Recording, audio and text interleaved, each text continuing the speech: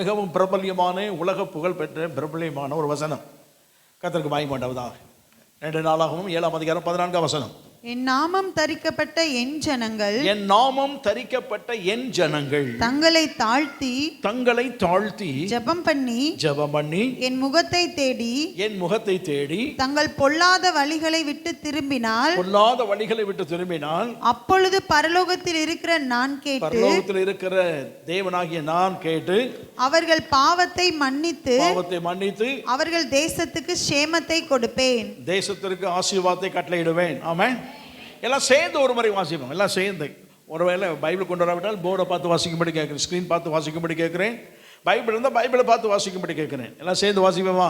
என் நாமம் தரிக்கப்பட்ட என் ஜனங்கள் தங்களை தாழ்த்தி ஜெபம் பண்ணி என் முகத்தை தேடி தங்கள் பொல்லாத வழிகளை விட்டு திரும்பினான் அப்பொழுது பரலோகத்தில் இருக்கிற நான் கேட்டு பாவத்தை மன்னித்து அவர் தேசத்துக்கு சேமத்தை கொடுப்பேன். ஆமென். அல்லேலூயா.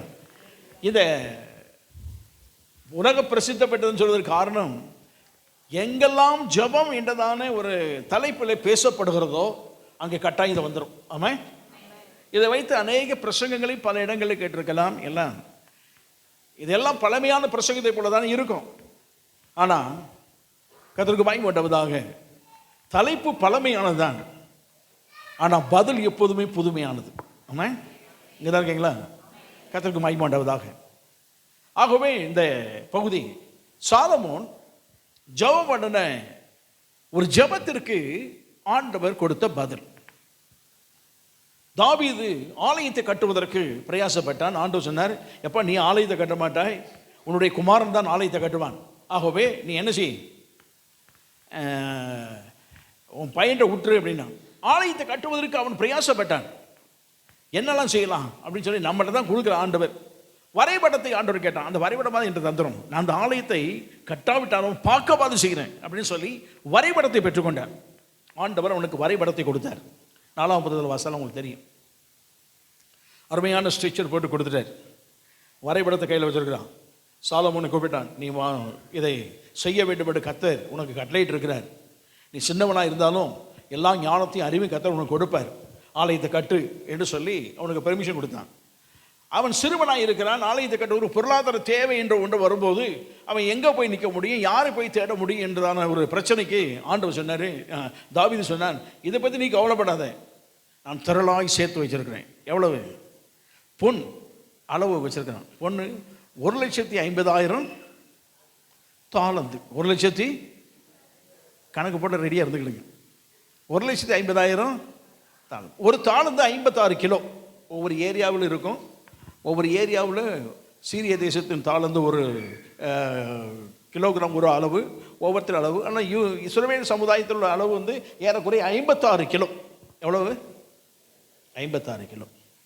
1,50,000 தாளந்துன்னு சொன்னால் இன்று 1,50,000 இன்று எவ்வளவு? 56 கால்குலேட் பண்ணி அத்தனை கிலோ. வெள்ளியும் அதே போல் 1,00,000 தாளந்து. இதெல்லாம் போகணும்னு சொன்னால் இதெல்லாம் வெற்றி கொண்ட போது தேவன் கொடுத்தது, ஒவ்வொரு நாட்டிலிருந்து வாங்கி கொண்டது. ஆனால் எனக்குன்னு நிறைய வந்தது. என்னை பார்க்க வந்தவங்க எல்லாம், ராஜாவை பார்க்க வர்றவங்க எதுதான் கொடுப்பாங்க? பொன் தான் கொடுப்பார்கள். ராஜாவுடைய ஆபரணமே எதுதான்? பொன் தான். அவரை பார்க்க விரும்புகிற காணிக்கை கொண்டு கொடுப்பது எல்லாம் பொண்ணை கொண்டு கொடுப்பார்கள். ஆகவே தங்கத்தையும் வெள்ளியும் தான் கொண்டு வந்து கொடுத்துருப்பாங்க. அதுவே எனக்கு வந்தது 50,000 தாளந்து தங்கத்தை நான் செய்கிறேன் தருவேன். அப்போ ஏறக்குறைய ஆலயம் கட்டுவதற்கு எவ்வளோ தாளந்து வந்துருச்சு? 2,00,000 தாளந்து வந்துருச்சு. 2,00,000 × 56 ஏறக்குறைய எவ்வளோ ஆச்சு? 11,00,000. 11,10,000 கிலோ என்ன செய்யுது?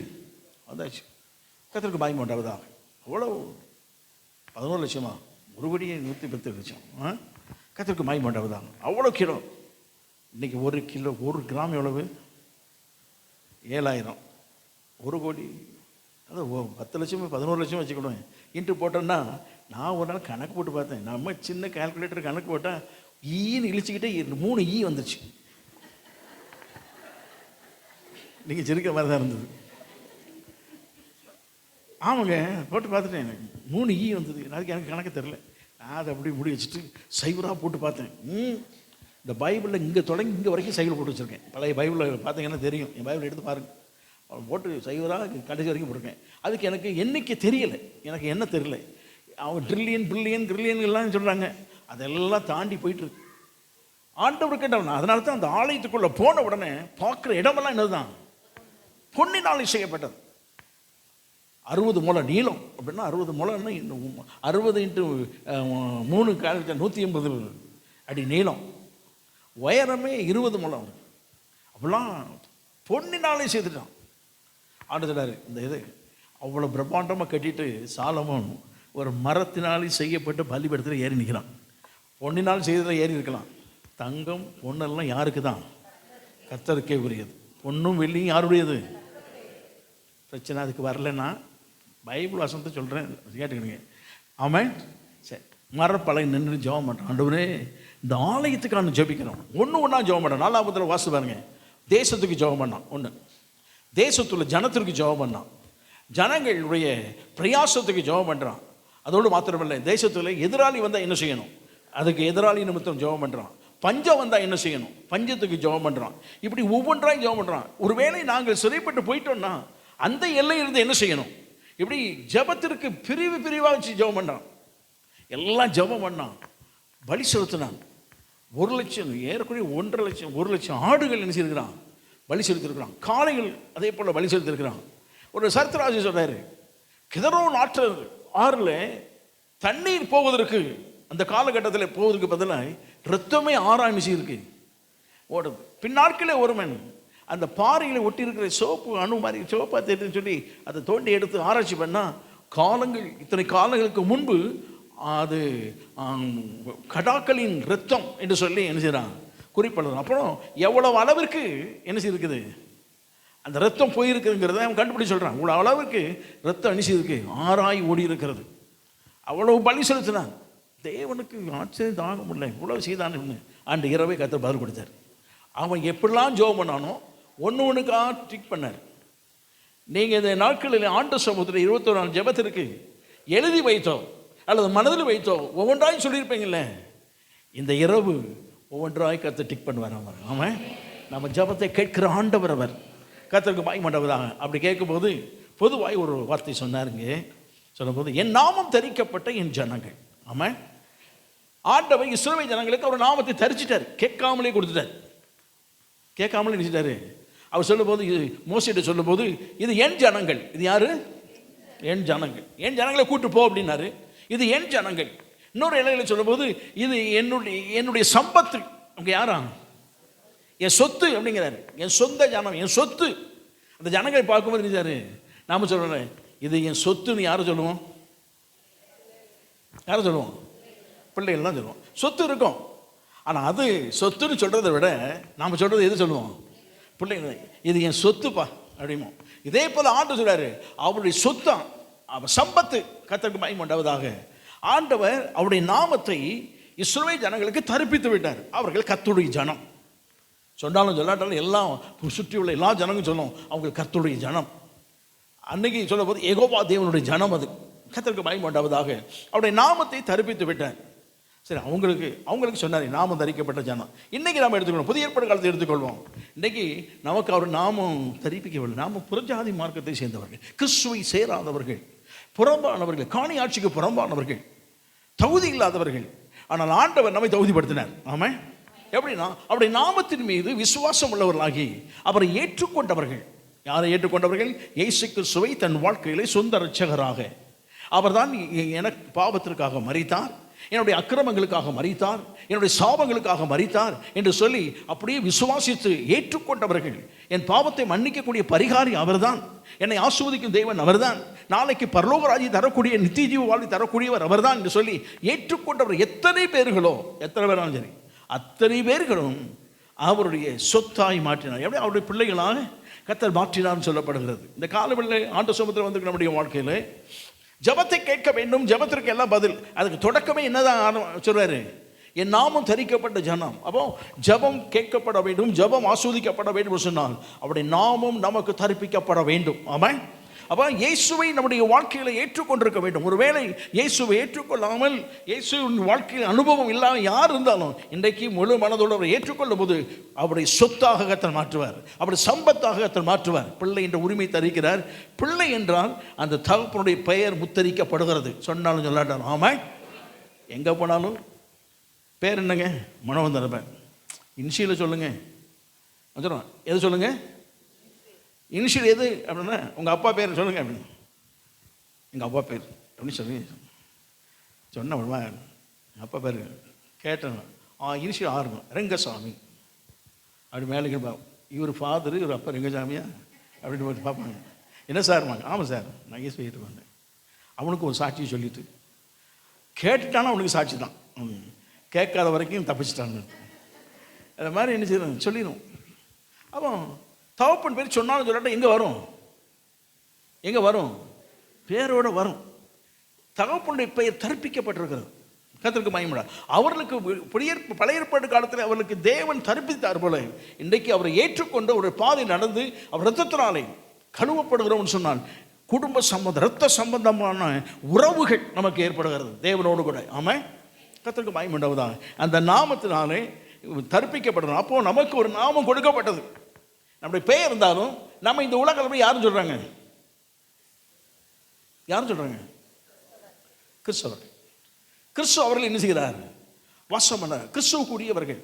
நம்ம சொன்ன உடனே சொன்னாங்க கிறிஸ்தவர்கள். ஏன்? நமக்கு ஒரு நாமம் தரிக்கப்பட்டிருக்குது. இந்த நாமத்தை தரிப்பிக்கப்பட வேண்டும். ஆமாம், பேரளவில் அல்ல, வாழ்க்கையின் அடிப்படையிலே தரிப்பிக்கப்பட வேண்டும். ஆமாம், அப்படி நாமம் தரிப்பிக்கப்பட்ட அந்த ஜனம் தான் ஜெபம் பண்ணும்போது கர்த்தர் கேட்டு என்ன செய்வார்? அற்புதம் செய்வார் அவர். ஆமாம், உங்களுடைய ஜெபம் கேட்கப்படுவதற்கு முதலாவது அவருடைய நாமம் உங்களுக்கு தரிப்பிக்கப்பட வேண்டும். ஆமாம், கர்த்தருக்கு மகிமை உண்டாவதாக. நான் சும்மா இல்லைங்க. இப்போ நான் இருக்கிறேன், நான் ஒரு பெரிய ஐஸ்வர்யம் பெரிய பணக்காரன் வச்சுருவேன்.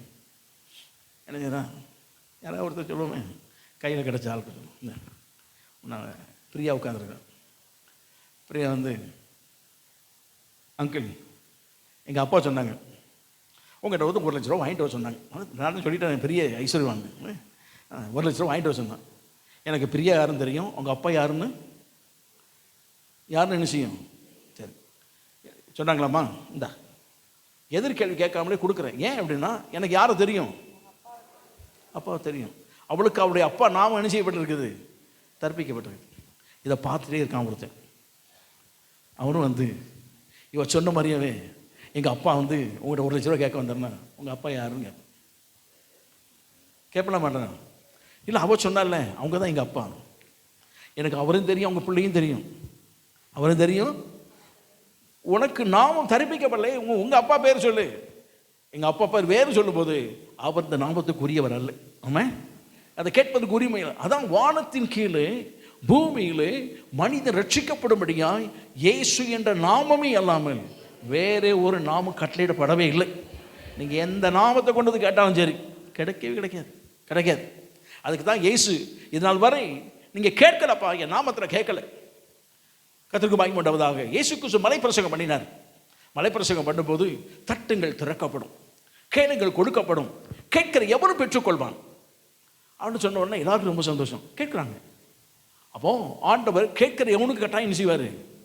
பிதாவாகிய தேவனை நோக்கி முறையிடும் போது கேட்ட எவனுக்கு கொடுப்பார். ஏன்னா அவர் இரக்கத்தின் ஐஸ்வர்யம் உள்ளவர். நீதிமானாக இருந்தாலும் சன்மார்க்கனாக இருந்தாலும் துன்மார்க்கனாக இருந்தாலும் கடவுள் இல்லை என்று சொன்னாலும் வேறு மார்க்கத்தை சேர்ந்தவனாக இருந்தாலும் வேறு கடவுளை ஆராதிக்கக்கூடியவனாக இருந்தாலும் அவன் பசி என்று கேட்கும்போது கட்டாயம் கொடுப்பார் அவர். ஆமாம், ஏற்றத்தாழ்வு இரக்கத்தின் ஐஸ்வர்யம் உள்ளவர். அவர் ஒரு நேரம் கொடுப்பார். ஆனால் எப்போ பார்த்தாலும் நினைச்சுவார் கொடுப்பார் எதிர்பார்க்க முடியாது. கர்த்தருக்கு மகிமை உண்டாவதாக. அவன் சும்மா தானே கேட்குறான், எனக்கு எப்படியாவது தாரும். இந்த கிறிஸ்தவங்க சொல்லிட்டு போனாங்க நீங்கள் கூப்பிட்டா கொடுப்பாரு அப்படின்னு. அந்த மாதிரி நான் கேட்குறையா? அவன் நீ கொடுப்பான்னு கேட்டார்ல, என் மேலே நம்பிக்கை வர்றதுக்காக அவனுக்கு நான் தர்றேன், தந்துடுவார். அடுத்த மேலே அவர் நம்பிக்கை வந்து ஏன் இப்படி கேட்டே கொடுத்தாருன்னா அவருக்கு உரியவராய் மாறினா எவ்வளோ கொடுப்பாரு, எத்தனை அற்புதம் செய்வார்னு சொல்லி வாழ்க்கையை அர்ப்பணிக்க வேண்டும். அவன் கொடுத்தது காரணமே அதுதான். அவன் எப்போ பார்த்தாலும் இதே வாங்கிக்கலான்னு நினச்சா ஆண்டவர் அடுத்த ஸ்டெப் போயிட்டார். இதனால் வரை நீங்கள் என் நாமத்தில் கேட்கல. அவர் சொல்ல சீசரை பார்த்து இதனால் வரை என் நாமத்தில் என்ன செய்யலை, நீங்கள் கேட்கவே இல்லை. இனி கேளுங்க. எப்படி கேட்கணும்? இயேசு என்ற நாமத்தில் கேளுங்க. அந்த நாமத்தை தரிப்பித்த தேவன் அந்த நாமத்தை பயன்படுத்தக்கூடிய உரிமையை நம்ம கொடுக்கிறார். ஆமாம், கர்த்தருக்கு பயந்து உண்டாவதாக. அப்போ இனி அப்பப்போ கேட்குறது, வெளியே வந்து நான் பசின்னு ஒருத்தன் கேட்கும்போது யாருனாலும் இறங்கி கொடுப்பாங்க. ஆனால் நெதம் வந்து கேட்டால் கொடுக்க மாட்டாங்க. ஆமாம், கொடுப்பாங்களா?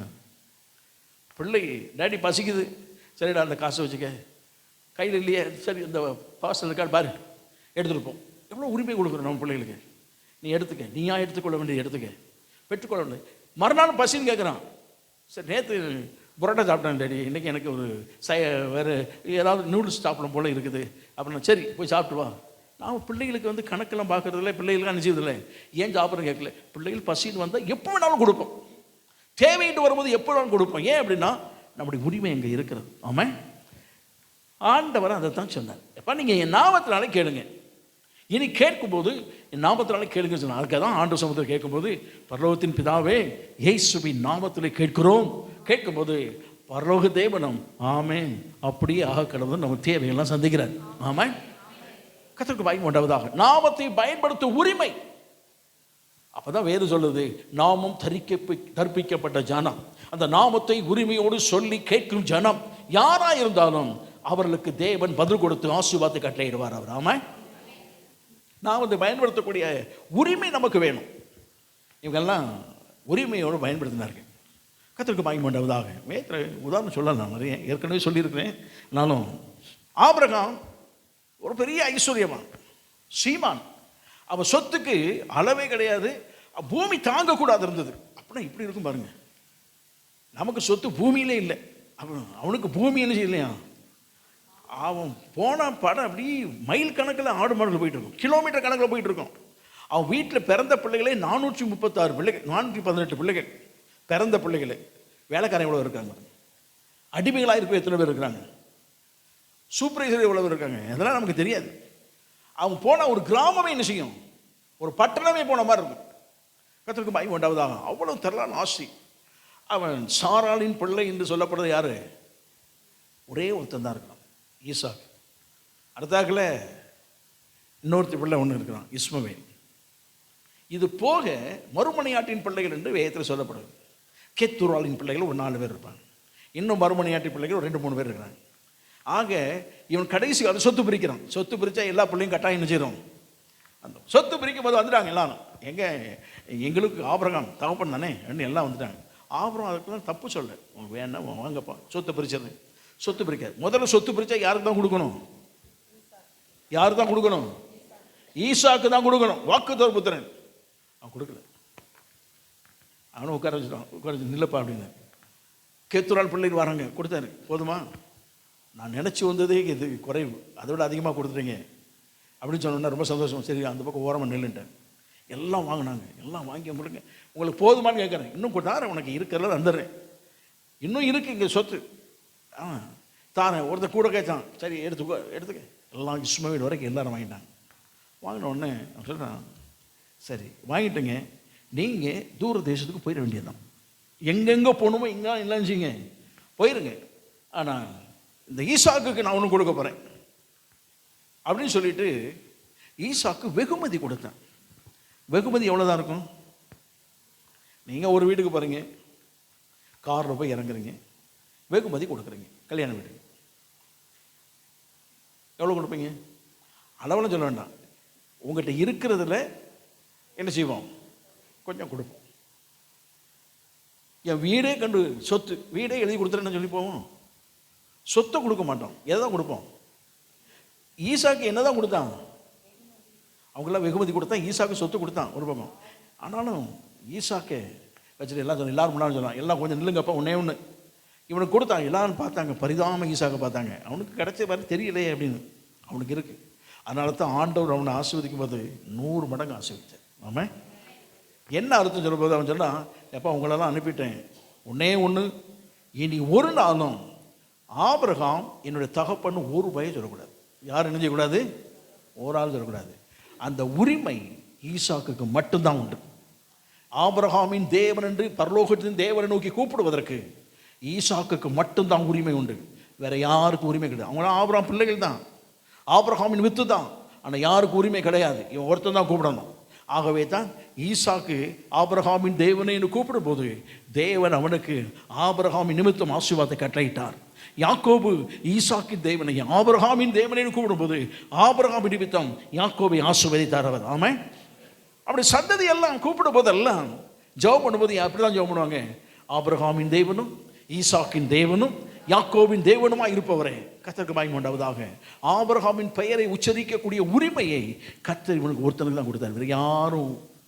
ஆகவே இந்த உரிமையை கொடுத்து உரிமையினாலே கேட்கும் போது பரலோகத்தின் தேவன் அவர்களுக்கு எந்த விதமான பிரச்சனை இருந்தாலும் தேவை இருந்தாலும் அற்புதமாக இந்த ஜனத்திற்கு தேவன் சந்தித்தார் அவர். ஆமாம்.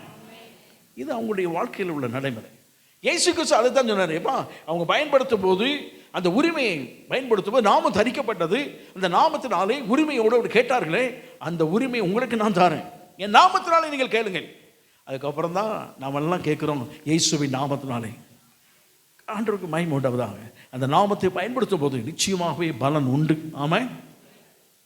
பக்தர்கள் எல்லாம் பயன்படுத்தினார்கள். பவுல் பயன்படுத்தினான். அவன் பயன்படுத்தும் போது ஒரு ரோட்டில் போயிட்டு இருக்கான், பேய் கத்துது. 2-3 நாள் கத்திட்டே இருந்தது. பார்த்தான், ஏசு நாமத்தில் போ அப்படின்னா போயிட்டு. இதை பார்த்தாலும் என்னடா இவன், நாம விரட்டுறதுக்கு கும்மி அடிச்சுட்டு கிடக்கணும், இதை விரட்டுறதுக்கே 4 நாளாக சாப்பிடாம கிடந்தோம், இவன் ஒரே வார்த்தையில் நினைச்சிட்டான், சொல்லிட்டானே என்ன. மறுபடியும் பின்னாலே போனாங்க. இன்னொரு பேய் ஏசு நாமத்தில் போ அப்படின்னா, ஏசு நாமத்தில் சுகமாக்க கடவாய், ஏசு நாமத்தில் உடம்பை எழுந்து நட, எல்லாம் நடக்குது. ஏசு நாமத்தை சொல்ல சொல்ல நடக்கணும்னு இதில் சிலருக்கு ஆசை வந்துட்டு, நாமளும் என்ன செய்யலாம், இயேசு நாமத்தை என்ன செய்வோம் சொல்லணும்னு ரொம்ப ஆசை வந்துட்டு சொன்னாங்க. அதில் ஒரு பிரதான ஆசாரின்னு ஒருத்தர் ஸ்கேவான்னு ஒருத்தர் இருந்தான். அவன் பிள்ளைலாம் பார்த்தான், எங்கள் அப்பா பிரதான ஆசாரியன், நாங்கள் அடுத்தாக்கலாம் யார் ஆசாரியர்கள், இவன் மட்டும் சொல்லுவானா, இவன் சொல்கிற இயேசு நாமளும் சொல்லுவோம் அப்படின்ட்டு ஒரு பேய் இருந்தது. இவன் விரட்டுற மாதிரி, இயேசு நாமத்தில் போனோன்னு நிறுத்து. என்ன விஷயம்னு கேட்டது. இயேசு நாமத்தில் போ. அது சொல்லுச்சு, இயேசு எனக்கு தெரியும், அது வாசம் தெரியும். இயேசு எனக்கு என்ன தெரியும், அவர் ராஜாதி ராஜா, உலகத்தை ஆளுகை செய்ய போகிறவர், எல்லாருக்கும் நியாய தீர்ப்பு கொடுத்து எங்களுக்கு தண்டனை கொடுக்கக்கூடிய வல்லமையுள்ள தேவன் எங்களுக்கு தெரியும். சரி, பவுலையும் தெரியும். எப்படி? பவுல் அவர் நாமத்தை பயன்படுத்தக்கூடிய உரிமையை பெற்றிருக்கிறான். தேவன் அவனை சந்தித்தார், அவன் வாழ்க்கையை ஒப்பு கொடுத்திருக்கிறான். அந்த இரத்த சம்பந்தமான உறவு தேவனோடு அவனுக்கு இருக்கிறது. ஆகவே அவன் இயேசுவின் நாமத்தை பயன்படுத்தக்கூடிய உரிமை அவன் மீது இயேசுவின் நாமம் தரிப்பிக்கப்பட்டிருக்கிறது. ஆகவே அவன் பயன்படுத்துவான். நீங்கள் யாருன்னு கேட்டது. அதனால் நாங்களும் இயேசு நாமத்தை பயன்படுத்தோம் சொல்லு பார்ப்போம். இயேசு நாமத்தை சொன்னோன்னே மேலே விழுந்தது. 7 பேர் நிர்வாணமாக ஓடான்னு வேதம் சொல்லுது. ஆமாம். எல்லாரும் இயேசு நாமத்தை பயன்படுத்த முடியாதுங்க. அவருடைய நாமத்தின் மீது விசுவாசம் எல்லாரும் ஏற்றுக்கொண்டு அவருடைய பிள்ளை என்ற முத்திரை பெற்று அவருடைய நாமம் தரிப்பிக்கப்பட்ட ஜனங்கள் ஜெபிக்கும் போதுதான் பதில் உண்டு. ஆமாம். இன்றைக்கு தேவன் பதில் கொடுக்கவில்லை என்று சொன்னால், உங்கள் ஜெபத்திற்கு நீண்ட கால ஜெபத்திற்கு பதில் கொடுக்கவில்லை என்று சொன்னால், ஒருமுறை நம்மை மாற்றி அமைத்துக் கொள்வோம். அவன் நாமம் தரிப்பிக்கப்பட்ட நம்முடைய வாழ்க்கையை ஒப்புக் கொடுப்போமாக. ஆமாம். அவருடைய நாமத்தை பயன்படுத்தும் உரிமையை நாம் பெற்றுக்கொள்வோமாக. கர்த்தருக்கு மகிமை உண்டாவதாக. ஆமாம். கர்த்தருக்கு ஸ்தோத்திரம் உண்டாவதாக. அவன் நாமம் தரிக்கப்பட்ட ஜனங்கள் தங்கள் என்ன செய்யணுமா, ஏசு நாமம் எனக்கு இருக்குதுன்னு சொல்லி பெருமைப்படுறதுக்கு ஒன்றும் இல்லை. பெருமை பாராட்டணும். பெருமைக்கு உரியவர் இருக்கிறார், அவர் நம்மை வாசம் பண்ணுகிறார். ஆனால் மேன்மை பாராட்டுவது பெருமை பாராட்டுவது நம்மை குறித்தல்ல, நமக்குள் வாசம் பண்ணுகிற ரட்சகரை குறித்து தான். ஆமாம். ஆனதுனாரு இப்போ நீங்கள் நாமும் தர்பிச்சாலும் சரி தாழ்த்துங்கள் சொன்னார். தாழ்த்துங்கள் என்பது சும்மா வெறும் நடிப்புலையோ அல்லது சொல்லிலையோ போகிறதல்ல. நாம் யார் என்பதை உணர்ந்து கொள்ளக்கூடிய உணர்வுகள் கட்டாயம் செய்யணும், இருக்கணும். அந்த நிலையிலே நான் யார், தேவனுக்கு முன்பாய் இருக்கும்போது நாம் யார் என்பதான உணர்வு நமக்கு கட்டாயம் இருக்கணும். ஆமாம். கர்த்தருக்கு மகிமை. நம்மை பெருமை பாராட்டிக் கொள்வதற்கோ நாம் பெரிய அந்தஸ்து பெரிய ஆளுன்னு சொல்றதுக்கோ நமக்கு என்ன கிடையாது, ஒரு தகுதி கிடையாது. இயேசு இருப்பதனால தான் நமக்கு அந்த அந்தஸ்து. ஆமாம். கர்த்தருக்கு மகிமை. கழுதைக்கு என்னங்க அந்தஸ்து? யார் கழுதைக்கு முன்னால் துணி விரிப்பான்? யாராவது கழுதைக்கு முன்னால் துணியை விரிக்க பார்த்துருக்கோமா? ரோட்டில் போகும்போது ஒருத்தர் ஏரியா போகட்டுமே, துணியை விரிக்க பார்த்துருக்கீங்களா? இளைஞர்களை போட்ட பார்த்துருக்கீங்களா? வரவேற்பு பார்த்துருக்கீங்களா? ஒரு கழுதையும் இருக்காது. ஆனால் அந்த கழுதைக்கு இயேசு இருக்கிறனால தான் மதிப்பு. ஆமாம். கர்த்தருக்கு நாம் மேன்மை பாராட்டுவது, அதான் பவுல் சொன்னான், மேன்மை பாராட்டுகிறவன் கர்த்தரை குறித்து மேன்மை பாராட்ட வேண்டும். தனக்கு இருக்கிற ஐஸ்வர்யத்தையோ திறமையோ தாளந்துகளையோ இதை வச்சு மேன்மை பாராட்டி தேவனிடத்தில் போக முடியாது. அது கேட்ட பதில் கிடைக்காது. ஆனால் தன்னை தாழ்த்தி கொடுக்கும் போது நிச்சயமாகவே பதில் உண்டு. ஆமாம், அதுக்கு இயேசு உதாரணம் சொன்னார். ரொம்ப சிம்பிளாக சொன்னார். சொன்னார், 2 பேர் ஜெபாலயத்துக்கு போனாங்க, அல்லது தேவாலயத்துக்கு போனார்கள், ஜெபிக்கும்படியாக போனார்கள். ஜெபம் பண்ணாங்க. ஒருவன் ஒரு ஆவிக்குரிய எக்ஸ்ட்ரீம், இன்னொருத்த உலக ரீதியான எக்ஸ்ட்ரீம். 2 எக்ஸ்ட்ரீம் ஆட்கள். பரிசேயன் நல்ல வேதத்தை தெரிஞ்ச ஆள், தேவன்கிட்ட ஜெபம் பண்ணணுங்கிறதுக்கு ஜெபத்தை தெரிஞ்ச ஆள், ஆலயத்தின் காரியங்களை விசாரிக்கக்கூடிய ஆள், அவன் மத போதகர். இவன் ஆயக்காரன், வரி வசூலிக்கிறவன். இப்போ உங்கள் கையிலெல்லாம் பேப்பர் கொடுத்து பாவி, மோசமான பாவி யார் அப்படின்னு எழுத சொன்னால் நீங்கள் எல்லாம் எழுதுவீங்க. என்ன எழுதுவீங்க? ஒருத்தர் நினைப்பாங்க, ஒருத்தர் வெட்டுறதை பார்த்தேன், கொலைகாரன் பாவி, கொலைகாரன் மோசமானவன், கொலைகாரன் எழுதும். இன்னொருத்தன் பொருளெல்லாம் கொள்ளையடிச்சுட்டு போயிட்டான், பணத்தெல்லாம் கொள்ளையடிச்சுட்டு போயிட்டான், பேராசை பிடிச்ச பேராசை பிடிச்ச பணப்பேய், பணத்து அப்படின்னு சொல்லிடுவான். இன்னொருத்தன் மோசமான நடக்கை, ஒன்று எழுதுவோம். ஒவ்வொருத்தர் எழுதினாலும் 100 விதமான இது இருக்கும். ஆனால் யூதர்கள் இஸ்ரவேல் சமுதாயத்தில் கொடுத்து பேப்பர் கொடுத்தா எல்லாத்தையும் பேப்பர் வாங்கினா ஒரே மாதிரி இருக்கும். என்னது? முதல் பாவின்னு சொன்னால் யார் தான் எழுதுவானுங்க? பாவிகளே பிரதான பாவின்னு சொல்லி எழுதுனா ஆயக்காரன் தான் எழுதிப்பான். எல்லாருக்கும் ஹேண்ட் ரைட்டிங்கும் எதாக இருக்கும்? ஆயக்காரன் தான் எழுதியிருப்போம்.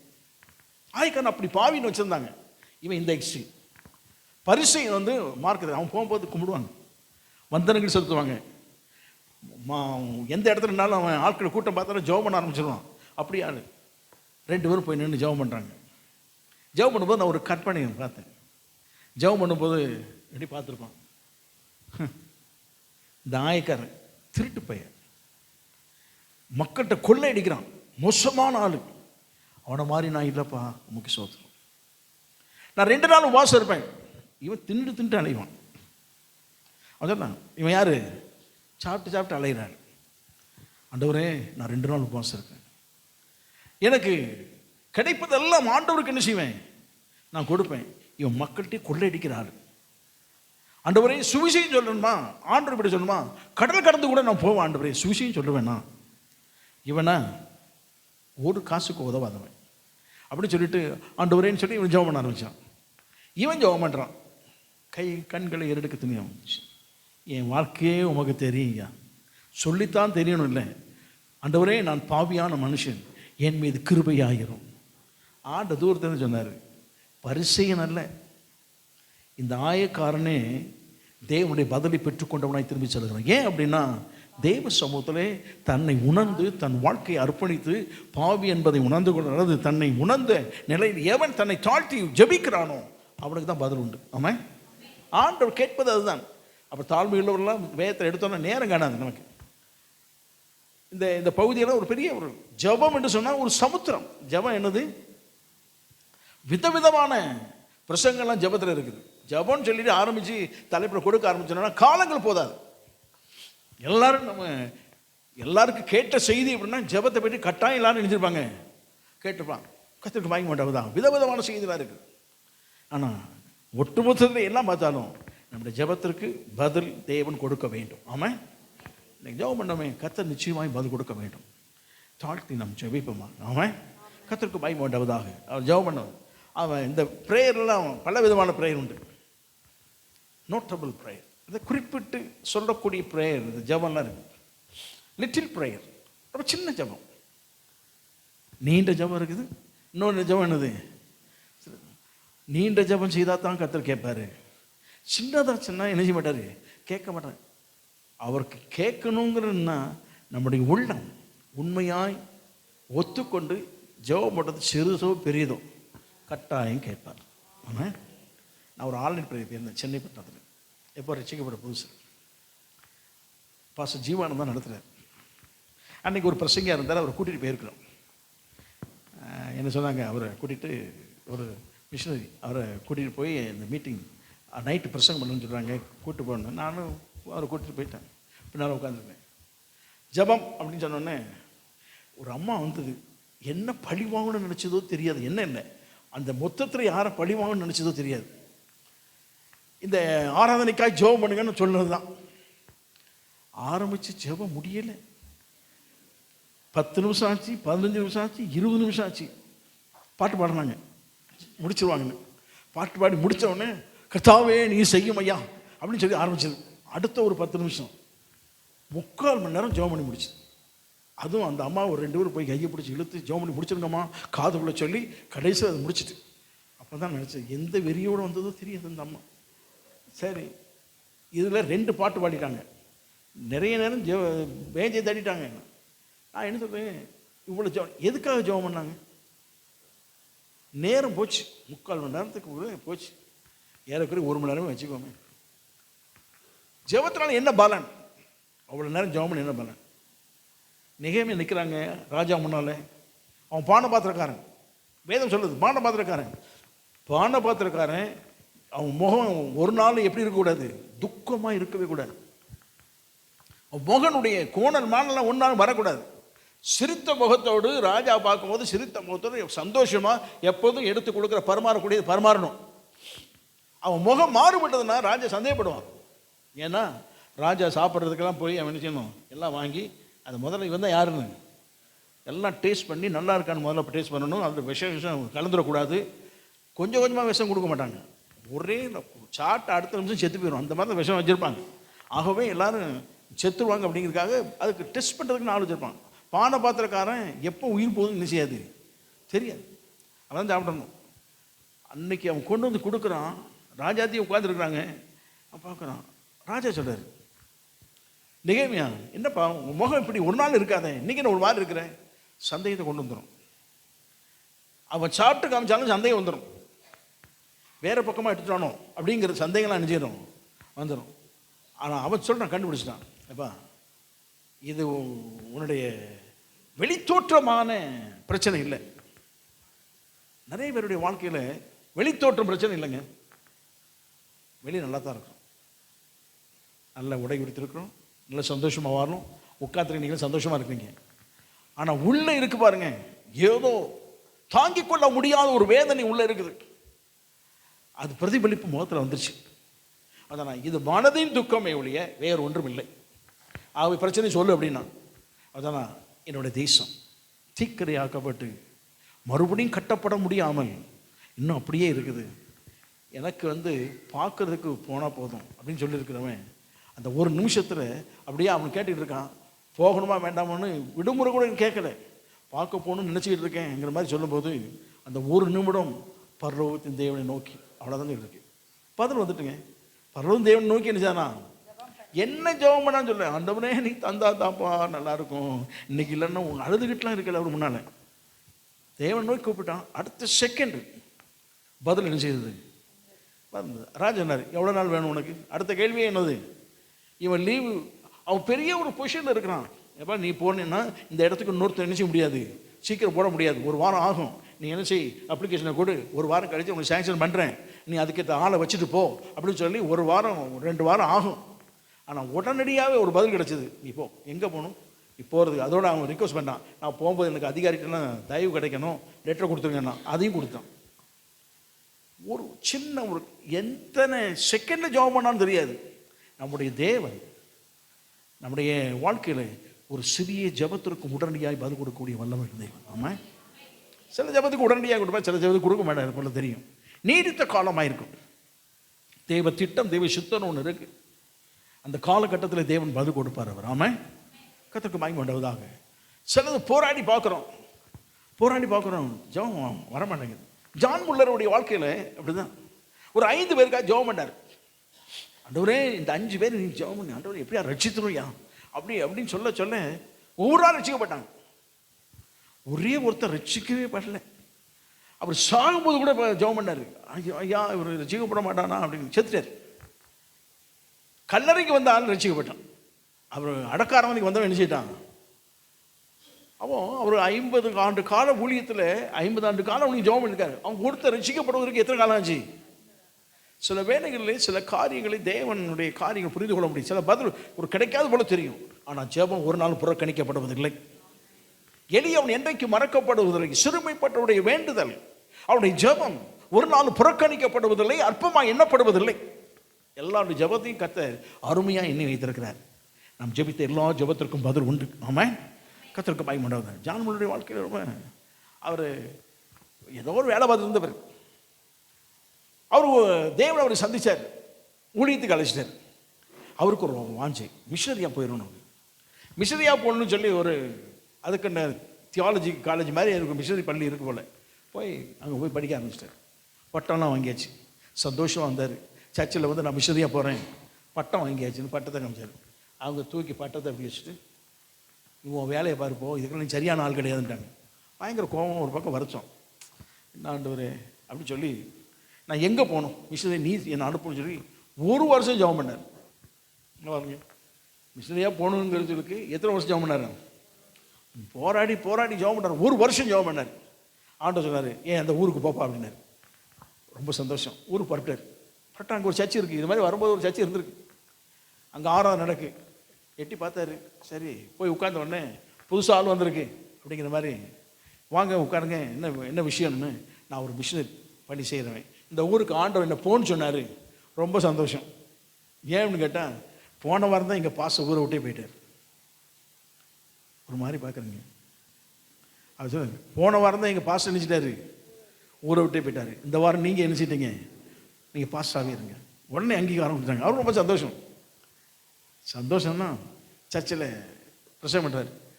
சர்ச்சில் பார்த்தா காணிக்க பெட்டியும் காணும், காணிக்கையும் இல்லை. இவர் மிஷனரி ஊழியத்துக்கு இவர் தரிசனம் என்னது, ஆஃப்னேஜ் நடத்தணும், அனாதை பிள்ளைகளுக்கு போஷிக்கணும், அனாதை பிள்ளை கூட்டு வந்து சாப்பாடு போட்டு படிக்க வச்சு கிறிஸ்துக்குள்ளே நடத்தி அவங்களெல்லாம் ஆண்டவருக்காக வேலை செய்ய வைக்கணும். இங்கே பார்த்தா ஒன்று காணும். கேட்டார், மூப்பரெல்லாம் கூட்டு, இங்கே வாங்க, பிரச்சனை என்ன? இங்கே காணிக்கெல்லாம் கிடையாது, தசவாங்கடம் கிடையாது, மிஷனரி ஆஃபரிங் கிடையாது, அதெல்லாம் கிடையாது. வேறு என்ன தான் இருக்குது? ஒவ்வொரு சேருக்கும் பணம். பிரியா வந்து உட்காந்த சேருக்கு ஒரு மாதத்துக்கு 1500 பில்லு. இல்லை, அவங்க கணக்கு, விளக்கு இல்லை, அவங்க கணக்கு நல்லா தான் இருக்குங்கிறீங்களோ? ஒவ்வொரு சேருக்கும் ஆள் உட்கார்றாங்களே, ஒவ்வொரு சேருக்கு என்ன செய்யுது, மாதம் பணம், ஒவ்வொரு சேருக்கும் பணம். நம்ம ஊரில் நல்ல வேலை அது இல்லை. கர்த்தருக்கு மகிமை உண்டாவதாக. அவர் நாங்கள் இப்படி தான் கொடுப்போம். இந்த ஒரு சேருக்கு பணம், வந்து உட்கார்றவங்க அவங்கவுங்க சேரை வந்து என்ன செய்வாங்க, உட்காந்துவாங்க. அப்படியா? அவர் சொன்னார், இந்த சிஸ்டமே மாறணும், இதெல்லாம் தேவை. அப்போல்லாம் ஆண்டு சொல்ல, நீ வந்து உட்காரு. ஆனால் பைபிள் என்ன சொல்லுது, கொடுக்கணும்னு சொன்னார். அப்படின்ட்டு அவர் கொடுத்தலை பற்றி பிரச்சனை பண்ணார். நல்லா கவனிக்க முடியுங்க. அந்த சின்ன சபை காலங்கள் நடுவே வளர ஆரம்பித்தது. அவருடைய ஒரு குறிப்பிட்ட காலத்தில் அவர் மிஷனரி பணிகளை தாங்கினார். மிஷனரி பண்ணி தாங்கின கணக்கு சர்ச்சில் சொல்கிறார். கொஞ்சம் மூச்சை பிடிச்சிக்கிறீங்களா? அந்த சின்ன சபை கொடுக்காத ஒரு சபை கொடுத்து மிஷனரி பண்ணி சாகும்போது அது எத்தனை மில்லியன்னா, ஏறக்கூடிய 75 மில்லியன் டாலர். 75 1 மில்லியன்னா 10 லட்சம். 75 × 10 750 லட்சம். அப்போ 7.5 கோடி ஆச்சு. நம்ம கணக்குக்கு இன்றைக்கி வரும் 7.5 × 7.5 வேறு மாதிரி வச்சுக்கூடாது. சரி, இன்ட்டு 80 85 வச்சுக்கோங்க, 80 வச்சுக்கோங்க கணக்கு. என்னையெல்லாம் 56, இந்த பாதியெல்லாம் தூக்கி போட்டு எல்லாம் எடுத்தால் ஏறக்கூடிய 600 கோடி ரூபாய் எது கொடுத்துருக்காங்க? மிஷினரி பண்ணி ஹாஸ்டல் வச்சுருக்கிறது, அனாதை இல்லங்களுக்கு பிள்ளைகளை போஷித்ததுக்கு, சபைக்கு, இதுக்கு எல்லாத்தையும் சேர்த்து கணக்கு வைக்கும்போது 600 கோடி ரூபாய் என்ன செய்யிருக்காங்க. அவர் என்ன ஜெபம் பண்ணார்? ஒரு வருஷம் ஜெபம் இருக்கு பாருங்க. எதுக்கெல்லாம் ஜெபம் பண்ணாரோ எல்லாவற்றையும் காலங்கள் நடுவே ஒன்றுக்காய் பதில் கொடுத்தாரு. ஆமாம், இன்றைக்கி நம்ம லிஸ்ட்டு போட்டு வச்சுருக்கிறோமே, எத்தனை ஜெபம் மன்றாடி ஜெபித்திருக்கிறோம், எத்தனை காரியங்கள் ஜெபித்திருக்கிறோம். ஒவ்வொன்றாய் கத்த ஒன்றன் பின் ஒன்றாய் நம்முடைய வாழ்க்கையை தர வல்லவர் அவர். ஆமாம், ஒவ்வொன்றாய் கேட்பார். நீங்கள் என்னென்ன ஜெபம், அதான் ஆண்டு என் நாமத்தில் எவைகளை கேட்டாலும் நான் தருவேன்னு சொன்னவர். அவர் நாமும் புகழ்ச்சிக்காக எவைகளை நாம் கேட்டிருக்கிறோமோ, நாமும் தரிக்கப்பட்ட ஜனமாய் இருக்கிற நமக்கு ஆண்டவர் ஆசீர்வாதத்தை கட்டளையிட வல்லவர், சேமத்தை கொடுப்பார். ஆமாம், கட்டாயம் கொடுப்பார். அவர் ஒரு நாளும் தள்ளி விடுவதில்லை. இதே போல தான் ஜான் கென்டி அப்படிங்கிற ஒருத்தர் இருந்தார், ஒரு மிஷன். அவர் வந்து அவங்க அப்பா நல்ல சர்ச்சுக்கு போவார், இவர் சர்ச்சுக்கு போக மாட்டார். கொண்டு விடுறதுக்கு காரில் கொண்டு விட்டுட்டு ஓடி போகிறார். ஏய் அவர் வாடா அப்படி சர்ச்சுக்கு கூட்டு வந்துட்டார். உள்ளே உட்காந்துருக்கார். அன்றைக்கி ஒரு பிரசங்கியார் வந்திருக்கார்.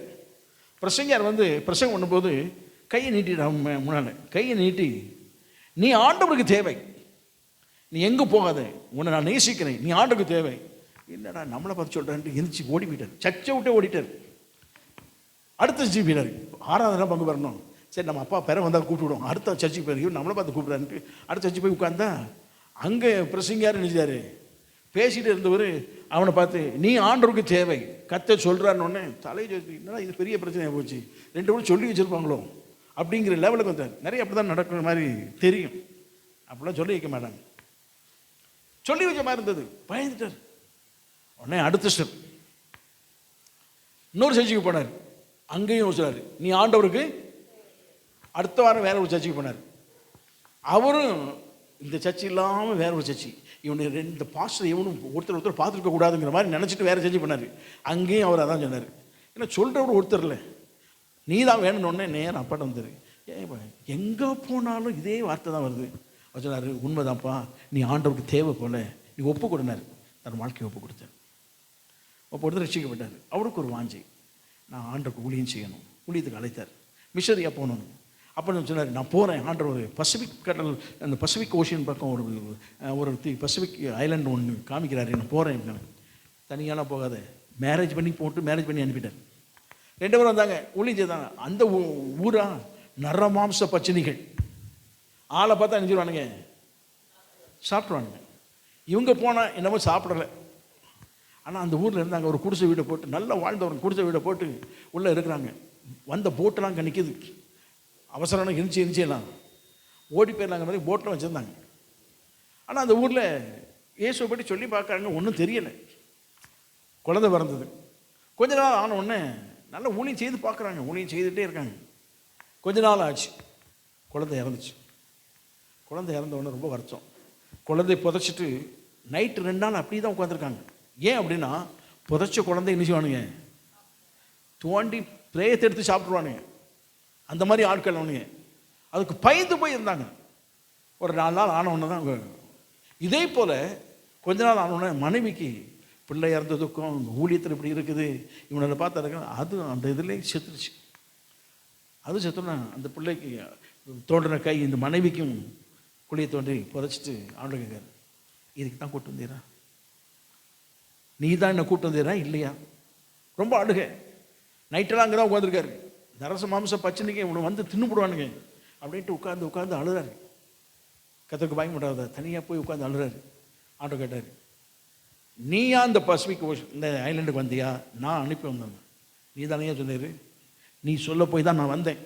நான் சொன்னேன்ல, சரி எதுக்கு படகை வச்சுட்டு இருக்கேன் அப்படின்னு கேட்டார். பார்த்தா படகு எதுக்கு இருக்கு? பேதுரு படகை, அதாவது எலிசாவை ஊழியத்தை கூப்பிட்ட உடனே அவன் என்ன பண்ணான்னா, நேராக வந்தான், கலப்பையெல்லாம் உடைச்சான், மாடு அடித்தான், சாப்பாடு போட்டான், முடிஞ்சுது. அதுக்கப்புறம் அவனுக்கு எது கிடையாது, கலப்பையும் கிடையாது, வேலை செய்ய வேறு வழியும் கிடையாது. வேறு யார் பின்னாலும் தான் போகணும், எலியா பின்னாலும் தான் போகணும். பேதுரு படகை விட்டுட்டு தான் வந்தாங்க. இயேசு உயிர்த்து தான் போன உடனே எல்லாரும் சேர்ந்து ஒரே படகுல நினைச்சிட்டானுங்க, போயிட்டானுங்க. இதே மாதிரி ஆண்டவர் கேட்டார், எவ்வளோ மாதிரி ஓடி போனதான் போயிடும், படகு எதுக்கு வச்சிருக்குன்னு கேட்டார். அப்படி பார்த்த உடனே படகை இழுத்துட்டு வந்து உடச்சி எரிச்சிட்டார். எரிச்ச உடனே ஆண்டவர் இவளை கொண்டு கிரியை செய்ய ஆரம்பிச்சார். ஜெபம் பண்ண ஆரம்பித்தார். ஜெபம் பண்ணார். அந்த ஜெபம் பண்ண கத்து அந்த ஜனங்களை ரட்சிக்க ஆரம்பித்தார். அவன் மறிக்கும் போது மரண தருவாயில் சொல்கிறாரு, இப்படி என் கல்லறையில் எழுதியிருக்கப்பா அப்படின்னு. என்ன எழுதுனா, நான் இந்த தீவுக்கு வரும்போது ஒருவன் கூட கிறிஸ்தவன் கிடையாது, நான் மரணமடைய போகிறேன், ஒருத்தர் கூட கிறிஸ்தவர் அல்லாதவன் இல்லை, எல்லாருமே கிறிஸ்தவன். ஆமாம், ஒருத்தன் கூட கிறிஸ்தவன் இல்லை. ஆனால் மறிக்கும் போது எல்லாருமே யாராக மாறினாங்க, இயேசுவை ஏற்றுக்கொண்ட, ரட்சகரை ஏற்றுக்கொண்ட நல்ல தேவனுடைய பிள்ளைகளாகவே மாறிட்டாங்க. ஒருத்தவங்க கூட வேறு ஆள்கள், ரட்சிக்கப்படாத ஆள் கிடையாது, எல்லாரும் ரட்சிக்கப்பட கல்லறையில் எழுதியிருக்காங்க. அப்படி கர்த்தருக்கு பயந்து கொண்டதுதான். ஜெபம் நிச்சயமாய் கேட்கப்படும். ஆமாம், எதை குறித்து வேண்டுமானாலும் நீங்கள் உங்கள் குடும்பத்துக்கு ஜெபம் பண்ணியிருக்கலாம், பிள்ளைகளுக்கு ஜெபம் பண்ணியிருக்கலாம், திருமண வாழ்க்கை ஜெபம் பண்ணியிருக்கலாம், பொருளாதாரத்துக்கு ஜெபம் பண்ணியிருக்கலாம். எல்லாப்படி ஜெபம் பண்ணாலும் நம்முடைய தேவன் ஜெபத்தை கேட்கிறவர் அப்படியே செய்வாராக. ஆமென். எல்லாமே எழுந்து ஜெபம் பண்ணுவாங்க. ஆண்டவர்கிட்ட கேட்போம், ஆண்டவரே இந்த 21 நாட்கள் நாங்கள் ஜெபம் பண்ணோம், இன்னும் உட்கார்ந்து நாங்கள் போராடி ஜெபிக்க இருக்கிறோம். எங்கள் வாழ்க்கையில் தேவன் அற்புதமானவர்களை செய்ய வேண்டுமையா. ஹல்லேலூயா, ஸ்தோத்திரம் ஆண்டவரே. அவர் நாமும் தரிப்பிக்கப்பட்ட எந்த ஜனமாய் இருந்தாலும் நிச்சயமாய் ஜெபத்தை கேட்பார், நல்ல பதில் கொடுப்பார். ஜெபத்தை கேட்கும் எங்கள் தேவா, ஜெபத்தின் வாஞ்சை தந்தருளும், ஜெபத்திலே தரித்திருந்து ஜெபத்தின் மேன்மை காண செய்யும். ஜெபமே ஜீவன், ஜெபம் ஜெயம். எஸ் லார்ட், எல்லாம் பாடுவோமாக. ஜீவியத்திற்கு இதுவே சட்டம், ஜெபமே ஜீவன், ஜெபம் ஜெயம். ஜீவியத்திற்கு இதுவே சட்டம். மீண்டும் உரை, ஜெபமே ஜீவன், ஜெபமே ஜீவன், ஜெபம் ஜெயம். ஜீவியத்துக்கு இதுவே சட்டம், ஜெபமே ஜீவன், ஜெபம் ஜெயம். ஜீவியத்திற்கு இதுவே சட்டம். ஊக்கத்துடனே ஓர் முகமாய் வாக்கு தத்தத்தை பற்றிக் கொண்டு நோக்கத்தை எல்லாம் நேர்மையாக்கி எஸ் லார்ட் கேட்கும்படி கிருபை செய்யும். ஜெபமே ஜீவன், ஜெபம் ஜெயம். ஜீவியத்திற்கு இதுவே சட்டம், ஜெபமே ஜீவன், ஜெபம் ஜெயம். ஜீவியத்திற்கு இதுவே சட்டம். ஜெபத்தை கேட்கும் எங்கள் தேவா, ஜெபத்தின் வாஞ்சை தந்தருளும், ஜெபத்திலே தரித்திருந்து ஜெபத்தின் மேன்மை காண செய்யும். ஹல்லேலூயா. ஜெபமே ஜீவன். என் நாமம் தரிக்கப்பட்ட என் ஜனங்கள் தங்களை தாழ்த்தி ஜெபம் பண்ணி ஆண்டவரை ஜெபம் பண்ணணும். அந்த ஜெபத்திற்கு ஆண்டவர் சொல்லுகிறார், பரலோகத்தின் தேவனாக இருக்கிற நான் கேட்டு மன்னித்து சேமத்தை கட்டளையிடுவேன், அப்படி ஆசீர்வாதத்தை கட்டளையிடுவேன், செழிப்பை கட்டளையிடுவேன். உடைய வாழ்க்கையில் தேவன் நல்ல பதில் கொடுக்க வேண்டும் விரும்புகிறார். இதனால் வரை போராடின காரியங்களுக்கெல்லாம் இன்றைக்கு ஆண்டவர் பதில் சொல்லட்டும். ஹல்லேலூயா. சாலமோன் ஜெபம் பண்ணுனா, ஆண்டவரே நீர் இந்த ஜனத்தை தெரிந்து கொண்டீரையா. ஆலயத்தில் வைத்து ஜெபித்த அந்த ஜெபத்தை அவன் செய்தான். அந்த ஜெபத்திற்கு தான் கடைசி வரைக்கும் பதில் கொடுக்கிறார். ஒருவேளை அவன் அந்நிய தேசத்திற்கு போயிடுவாங்க, அவன் சிறைப்பிடிக்கப்பட்ட அந்நிய தேசத்திற்கு போய் விடுவான். அந்நிய தேசத்தில் இருக்கிறவன் அவன் இந்த சீயோன் மலை அல்லது இந்த எருசலேம் பட்டணத்தை நோக்கி, இந்த ஆலயம் இருக்கிற எல்லையை நோக்கி உம்முடைய சமூகத்தில் வேண்டுதல் செய்தான். பரலோகத்தின் தேவன் கேட்க வேண்டும் என்று சொன்னபோது ஆண்டவர் சொன்னார், இந்த எல்லையை நோக்கி ஜெபிக்கிற எந்த மனுஷனுக்கும் நான் பதில் கொடுப்பேன். இந்த ஸ்தலத்திலே செய்யப்படுகிற ஒவ்வொரு ஜெபத்திற்கும் என் செவி திறந்திருக்கிறது. கேட்பதற்காக என் செவி திறந்திருக்கிறது. அதை காண்பதற்கு என் கண்கள் திறந்திருக்கிறது. கட்டாயம் நான் கேட்பேன் என்று சொன்னார். சிறைப்பட்டு போன பாபிலோனில் சிறைப்பட்டு போன ஜனங்கள் எருசலேமை நோக்கி ஜெபிக்க ஆரம்பித்தார்கள். அதைத்தான் வேதத்தில் வாசிக்கிறோம்.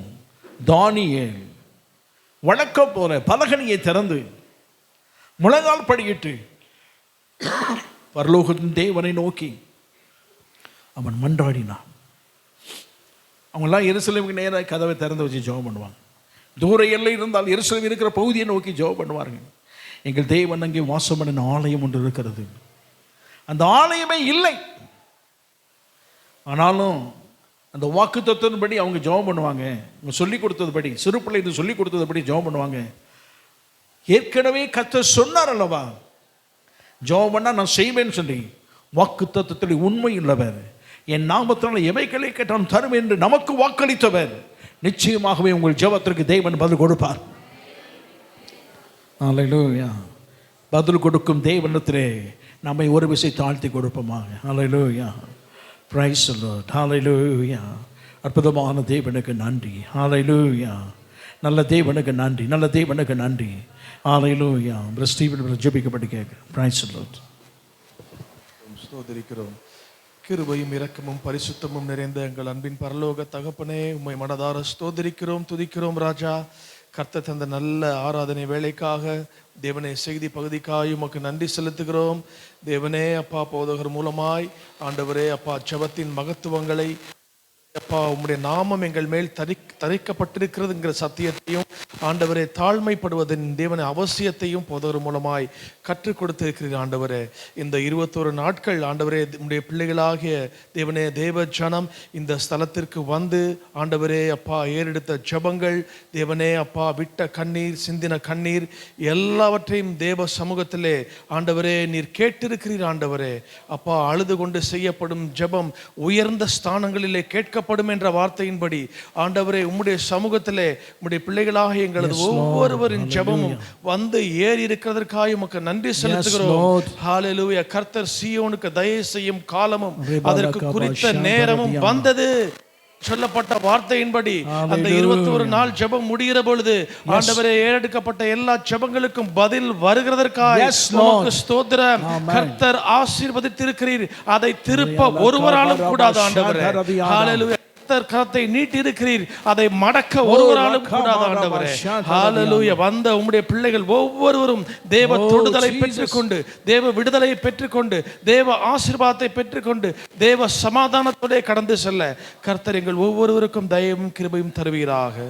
ஹல்லேலூயா. துவக்கம் முதல் இருந்த தேவன் இந்த முடிவு வரையில் எங்களோடு கூட இருந்து எங்கள் ஒவ்வொருவரையும் பரிசுத்தப்படுத்தி தகுதிப்படுத்தி கர்த்தர் ஜெபிக்கிறோம். எல்லா துதிகன மகிமை ஸ்தோத்திரங்களை உமக்கே தருகிறோம். இரட்சகர் இயேசு கிறிஸ்துவின் நாமத்திலே பிதாவே. ஆமென், ஆமென், ஆமென், ஆமென். நாத்துமாவே கர்த்தரை ஸ்தோத்திரி, நாத்துமாவே கர்த்தரை ஸ்தோத்திரி. ஆமென். நம்முடைய கர்த்தராய் இருக்கிற இயேசு கிறிஸ்துவின் கிருபையும் பிதாவாகிய தேவனுடைய அன்பும் பரிசுத்த ஆவியானவருடைய அந்யோன்ய ஐக்கியம், கிருபை, சமாதானம், சந்தோஷம் நாம் அனைவரோடும் இன்றும் மீண்டும் சதா காலம் இருப்பதாக. ஆமென். ஹல்லேலூயா. ஹல்லேலூயா. ஹல்லேலூயா.